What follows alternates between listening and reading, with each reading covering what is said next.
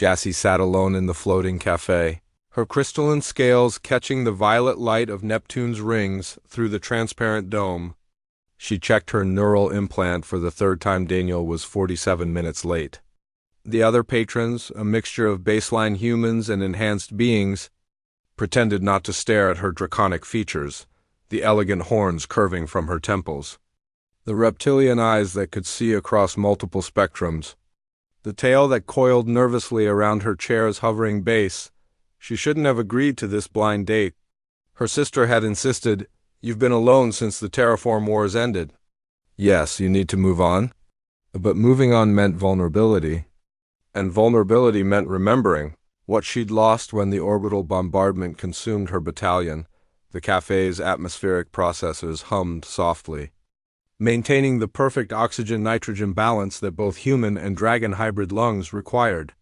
Outside, cargo ships drifted past like luminous fish in an ocean of stars. Jassy was about to activate her payment chip and leave when she heard them. "Excuse me, ma'am?" Two identical children stood before her table, a boy and a girl, no more than 7 years old. They had Daniel's eyes. Jassy knew this because she'd studied his profile obsessively before agreeing to meet him. Former quantum engineer, widower, father of twins. But knowing facts and confronting reality were different things entirely. The girl spoke first, her voice carrying that peculiar confidence children possess before the world teaches them fear. "Our father is sorry for being late." The boy nodded solemnly. "There was an accident at the quantum stabilization facility? Dad had to stay and make sure the dimensional anchors didn't collapse." Jassy's enhanced hearing picked up their elevated heart rates. They were nervous, rehearsed. Someone had coached them on what to say. She felt her defensive scales begin to harden, an autonomic response to perceived threat. But these weren't soldiers. These were children, and they were looking at her with something between curiosity and hope. "Did your father send you alone?" Jassy asked. Her voice modulated to hide the growl that lurked beneath it, a remnant of the military modifications that had saved her life and destroyed her humanity. "We used the transit beam," the girl said proudly. "We're old enough now. Dad doesn't know we're here." "Emma wanted to see you," the boy added. "She said if you were the dragon woman from the war, you might be too scary and Dad would need backup." "I'm Kai," the boy continued. "And you're not that scary. Your scales are actually really pretty. Like Mom's favorite gemstones before she died." The casual mention of their deceased mother struck Jassy like a plasma bolt. She'd read about Sarah and Daniel's profile killed in a shuttle malfunction 3 years ago, leaving him to raise the twins alone while working to prevent dimensional incursions that could unravel reality itself. The weight of his loss suddenly felt tangible. A mirror to her own. Emma climbed onto the chair across from Jassy without invitation. Kai followed suit. They moved with the synchronized grace of twins who'd spent their entire lives as two parts of a whole. "Dad talks about you in his sleep," Emma said matter-of-factly. "Well, not you specifically, but the Dragon Corps, the Battle of Titan Station. He was on the engineering team that tried to save your people when the reactor cores went critical." Jassy's world tilted. She'd never known the names of the civilian engineers who'd worked desperately to evacuate the station before it exploded. She'd been too busy pulling her surviving squad through the quantum tunnels, watching friends dissolve into probability clouds when the dimensional barriers failed. "He saved 47 dragon hybrids that day," Kai said quietly. "He calculated the optimal evacuation routes in 36 seconds. His supervisor said it was impossible, but Dad did it anyway because he said nobody else should die." "He still has nightmares," Emma added, her voice dropping, "about the ones he couldn't save. We hear him crying sometimes. He thinks we don't know, but we do." Jassy's clawed hands trembled against the table's surface. The cafe around her seemed to fade the chatter of other diners, the gentle clink of glasses, the soft jazz synthesizer playing pre-war standards.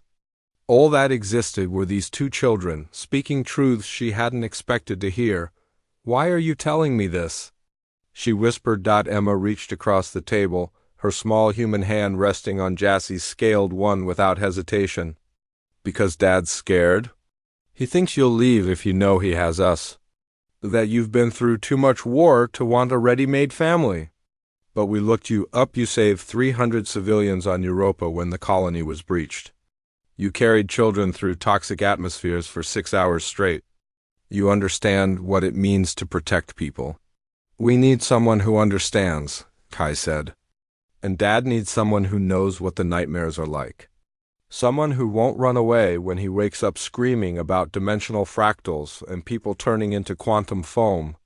Jassie's neural implant chimed the incoming message from Daniel.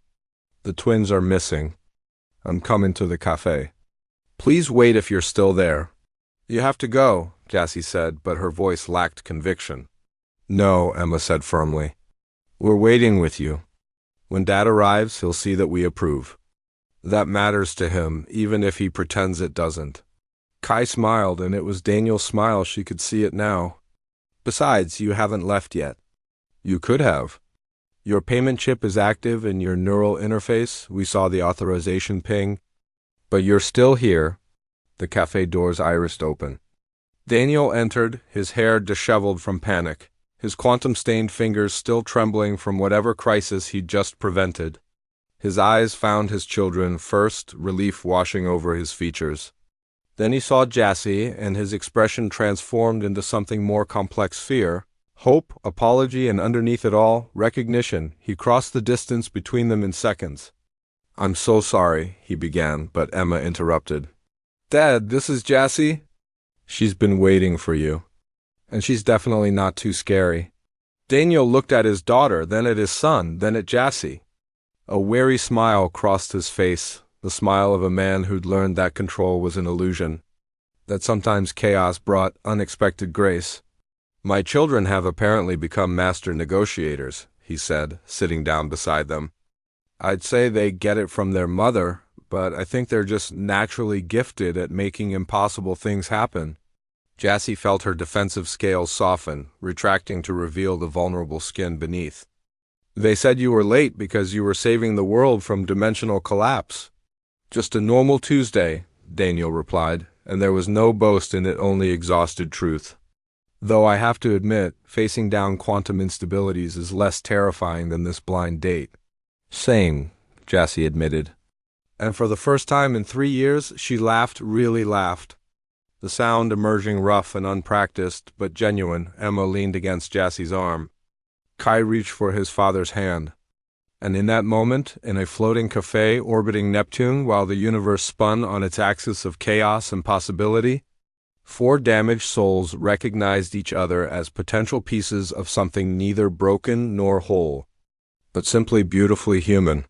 So, Daniel said, his voice tentative but warm, should we order?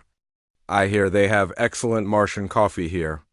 And ice cream, Emma added hopefully. Jassie nodded, her tail unwinding from the chair, her scales reflecting the starlight like hope itself. Coffee sounds perfect.